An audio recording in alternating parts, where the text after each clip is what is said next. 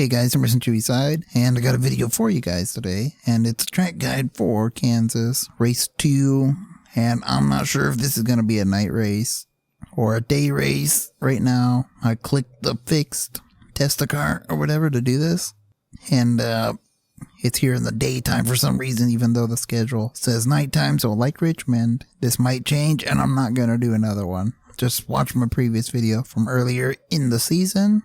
It'll be on this channel, or just click my car on screen right now. Alright, so enough is enough. We're going to go ahead and just get started. Get right to this. So, best I could do was 30.3 something. Faster times are going to be in the ones. And if you're a freak, possibly a 0. So, by mean freak, I mean alien. Some of the fastest guys yesterday were getting 2s, and these are guys that are pretty decent drivers.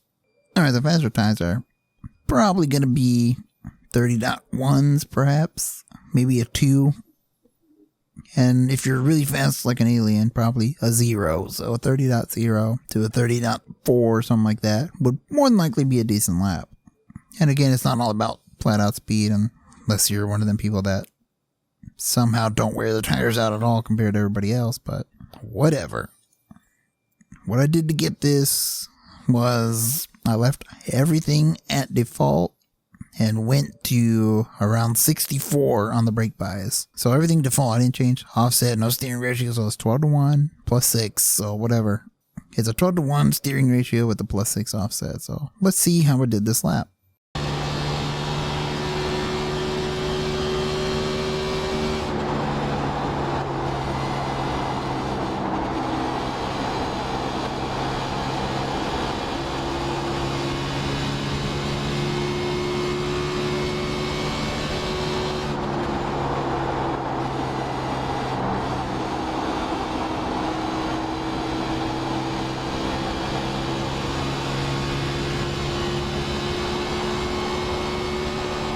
Alright, there we are, with a 30.358. It's the only good time I ever got this week. I suck here, so whatever.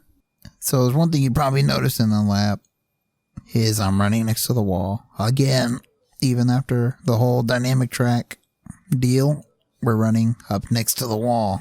Which you figured with the dynamic tracks we'd be able to move to the bottom again, but no, it's useless. It's as useless as ever. Now the car's a little loose in, tight in the center, and a little loose off, but it's tolerable, and just throwing it out there so you can kind of get a feel for the car. And the most important thing is to be smooth. Smooth on your inputs going in and out. So let's check this out. Making our way to 1. And I drive way to the outside wall, and I'm turning in very slightly, pretty much at just before the Sprint Cup Series logo. That yellow black banner. Pretty much as I'm rolling past it, I'm getting to the brakes. Sort of like last week, about 20-25% for a fraction of a second. You can see right there, just to set the nose.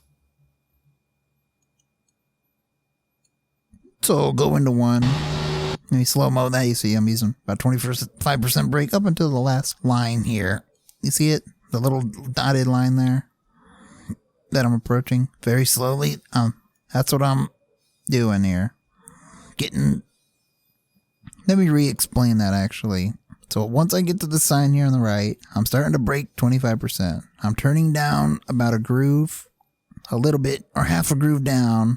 And once I get to here, which is where that line is about to end, I'm letting off the brake. So I was holding the brake the whole time there for about 20%. And right here, I'm rolling now. But you can see I'm not right on the wall. I'm about half a groove down to pretty much where the first seam is. Well, going from the wall, it's the first one. I kind of made an outline of it there, so like that. So you want to drive it down to that groove, and about center of the corner, sort of like Darlington, you want to drive up to the center, or yeah, I guess to the top. Basically pretty much reverse apexing things. I don't even know if that's a term, but that's what I'm calling it. And at that point, when you're ready to pretty much when you're center with the turn and you're going up towards the wall, start using the throttle. Now, it wants to turn, and it makes you feel like you can stay in it, but you can't. You can get to the throttle fully here and then let off. So as those billboards come into view, I'm letting off the gas again, and then driving back down to that, I guess, a seam and a half. So you're using the throttle here. Play with it. I can't give a guideline of what to do here because it's going to be different for everybody who attempts this. So at this point, you should stay on the gas and still drive back down.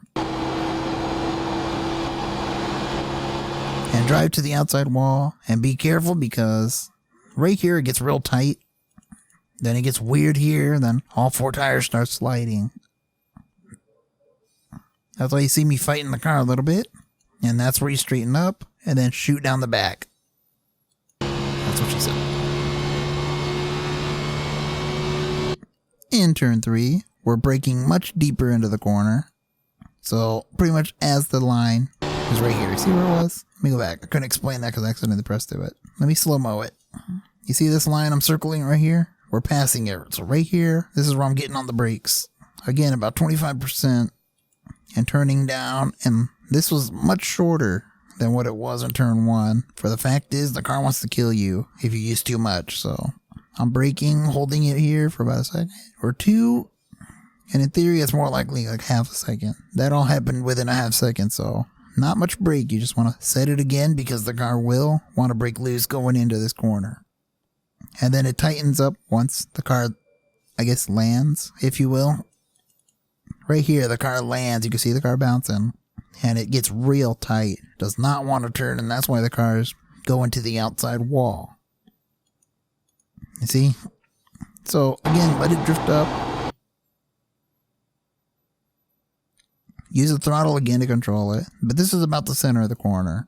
So when you see the Kansas Speedway on the wall, start using the throttle, and again, just like in turn 1 and 2, use it to steer the car back down. So steer the car back down right here and power off the corner as wide as you can without hitting the wall. And here you can use the apron for a fast lap.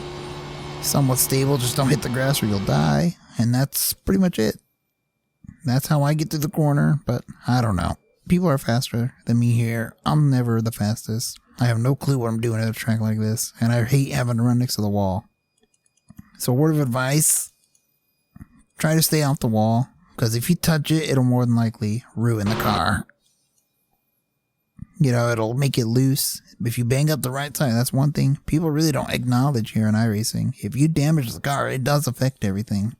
The toe end will get pushed on the right front wheel. The right side quarter panel will be shoved in, making the car looser. And you're losing grip all around. And your front's messed up, so you're making it tighter and looser. And it's just a whole bunch of, I don't know, stressful stuff.